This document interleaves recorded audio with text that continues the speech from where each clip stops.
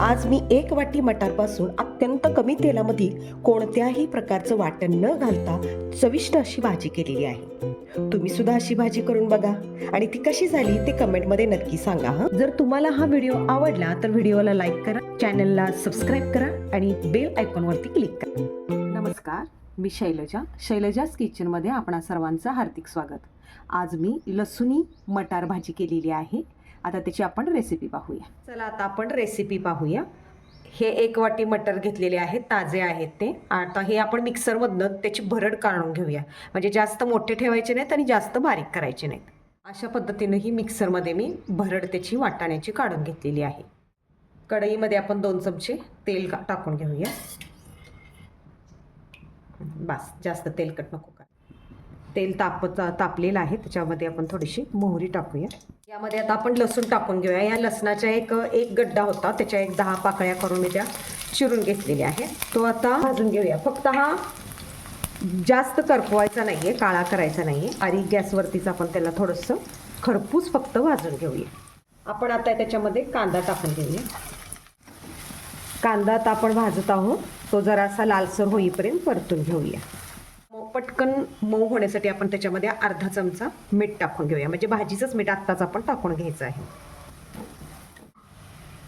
1 चमचा आपण याच्यामध्ये जिरेपूड टाकूया, त्याच्यानंतर 1 चमचा धनेपूड टाकूया आणि फक्त अर्धा चमचा मी किंवा 1 चमचा तुम्ही घेतला तरी चालेल गरम मसाला पावडर घेतलेली आहे। आणि हे सगळं हलवून घेऊया। आता यामध्ये मी 1 चमचा जरा आपल्या हरभरा डाळीचं पीठ पण टाकणार आहे, ते पण भाजून घेणार आहे, म्हणजे ग्रेव्हीला जरा थोडासा घट्टपणा येईल। अशा पद्धतीने हे डाळीचं पीठ मध्यभागी टाकून थोडंसं भाजून घ्यायचं। आता अर्धा चिरलेला टोमॅटो आहे, तो बारीक केलेला आहे, तो ह्याच्यामध्ये भाजून घेऊया। मसाला जर खाली कढईला चिकटत असेल तर थोडंसं आपण पाणी टाकलं तरी चालेल, म्हणजे काय होतं की तो मसाला खाली चिकटला जात नाही आणि व्यवस्थितरित्या भाजला जातो।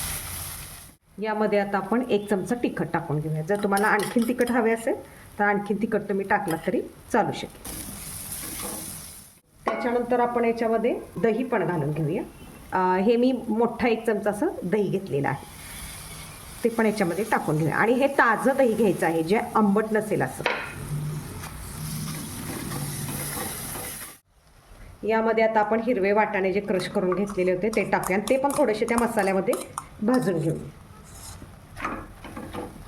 हे थोडेसे असे त्या तेलामध्ये आपण भाजून घेऊया। तेल आपण कमीच टाकलेलं आहे, तुम्हाला जर जादा तेल हवे असेल तर तुम्ही त्याच्यामध्ये टाकू शकता। यामध्ये आपण कोथिंबीर पण टाकून ती पण अशी फोडणीमध्ये हलवून घेऊया।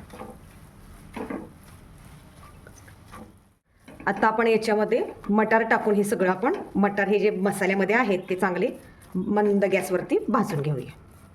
अशा पद्धतीने आपण तेलात ते मटार जे क्रश केलेले होते, बारीक करून घेतलेली होती, ते आपण ह्याच्यामध्ये चांगली भाजून घेतलेली आहे, ते पण मंद गॅसवरती आपण घ्यायचं आहे। आता याच्यामध्ये आपण काय करूया, 1 वाटीवरती गरम पाणी टाकूया किंवा कोमट पाणी टाकूया। त्याच्यामध्ये मला कसं घट्ट पाहिजे पातळ पाहिजे त्याच्यानुसार जरी घेतलं तरी चालेल। आता 1 वाटी पाणी आपण याच्यामध्ये घातलेलं आहे। आता 5 मिनिट हे झाकून ठेवूया, म्हणजे जरा मटार जे आहेत ते शिजते। हे थोडंसं 5 मिनिट झाकून ठेवूया। आपण आता या भाजीसाठी थोडासा तडका करून घेऊया। तो तेल थोडंसं कोमट झालेलं आहे, त्याच्यामध्ये जिरे अगदी थोडे टाकायचे, गॅस बंद करायचा आणि मग याच्यामध्ये लाल तिखट टाकून घ्यायचं। एक 6 ते 7 मिनिटं झालेले आहेत। बऱ्यापैकी आपला मटार आहे तो शिजलेला आहे। आता याच्यावर आपण थोडासा तडका देऊया भाजीचा, छान छान वास येत आहे याचा। आता हा तडका आपण या भाजीमध्ये टाकून घेऊया। अशा रीतीने आपली लसूणी मटार भाजी आहे ती तयार झालेली आहे। आपण याच्यामध्ये कोथिंबीर टाकून घेऊया। ही मटारची भाजी केलेली आहे, लसूणी मटार, ती आपण आता बाउलमध्ये काढून घेऊया। छान झालेली आहे भाजी। अशा पद्धतीने ही आपली लसूणी मटार भाजी तयार झालेली आहे।